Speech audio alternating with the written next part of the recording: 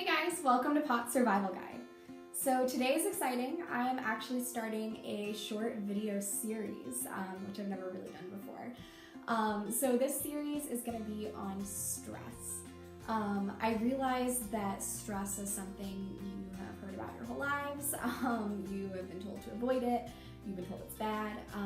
But stress is really important in POTS.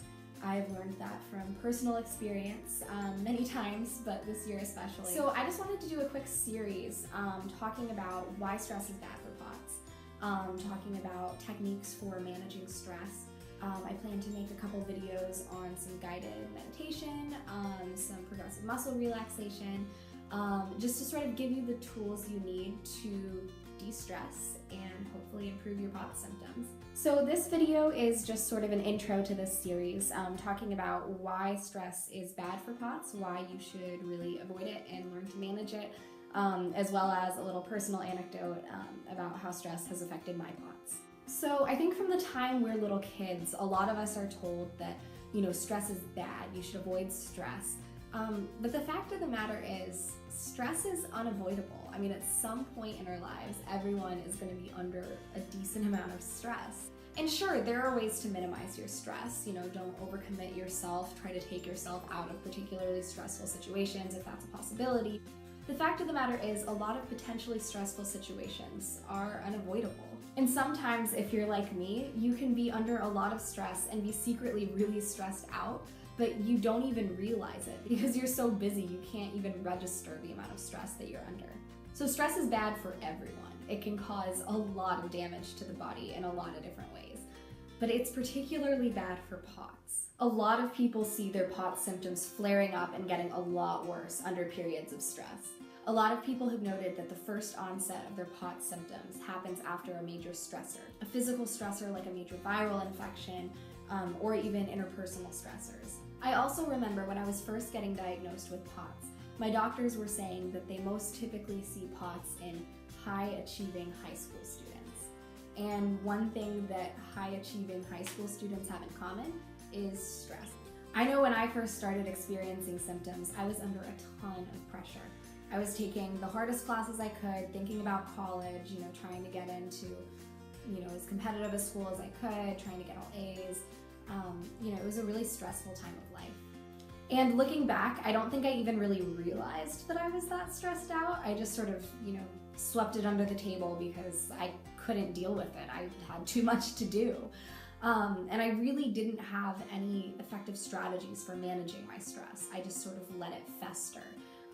And that is when I developed POTS. Now, that is absolutely not to say that stress is the cause of POTS, because that's not true. There are a lot of people who are extraordinarily stressed out who never get POTS. But if you do have POTS and you become under a lot of stress, it can cause your body to flip out and just make all of your symptoms a heck of a lot worse. So I actually had an experience with that this past semester in college. My symptoms have been a lot better for the past 2 years or so. I got the occasional symptom now and then, but for the most part, I've been largely symptom-free for about 2 years.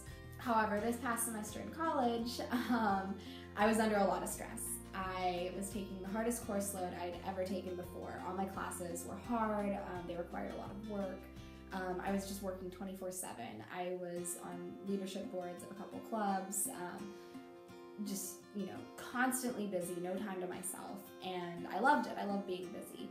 But I was under a significant amount of stress, and I just sort of ignored it because I was busy and happy and feeling relatively healthy. But I noticed that all of a sudden, a lot of my POTS symptoms just started flaring up. Symptoms I hadn't experienced in, a year or two. And it was just really confusing and concerning. But I realized that it was because of stress. And it's kind of funny because I remember I had an appointment with my wonderful POTS doctor, a week or two before I started the semester of college. And I remember her saying that the most important thing for me right now is to manage my stress. And she recommended that, I do mindfulness meditation 3 times a day or, something like that, anything to manage my stress. And I just sort of ignored her because, you know, I had that false sense of, oh, I don't need to do that. I'm not really that stressed out. It'll be fine. But it turns out that I was wrong. So basically, managing stress is very important for everybody, not just for POTS patients, but in POTS patients especially so. Stress can cause a lot of problems with the body systems that are involved with POTS. So managing stress is vital. And I think it's human nature to just sort of think of ourselves as immune. You know, I can handle the stress. I'm not under that much stress. You know, it's fine. It's not gonna affect me. And I've definitely fallen prey to that thinking most of my life. But I think I just want to get across that stress is bad for you, no matter how you slice it. And the sooner that you learn how to manage your stress, the better for your body, for your POTS, and for any other illness that you may be suffering from, and just for your health in general. So obviously one of the best things you can do for yourself is to minimize your stress. You know, take yourself out of any stressful situations that aren't necessary. You know, whether that be relationships in your life that are causing you stress, or, you know, whatever it may be. You know, whether you're overcommitted. I know I have a tendency to overcommit myself. If that's causing you stress, maybe think about, you know, narrowing down the things that you commit to. But you know, if that's not possible for you, the next best thing is learning effective relaxation techniques and ways to manage your stress. So I plan to be posting a couple videos in the near future on ways to manage your stress. So I encourage you to check those out, or if you already have your own relaxation techniques that work for you, I encourage you to just make that a habit as part of your daily life, even if you don't think you're stressed out. A lot of times people can be really stressed out and just not even know it. So I encourage you to think about all of the things that could be causing you stress and just sort of figure out a strategy to manage your stress and hopefully help improve your POTS symptoms.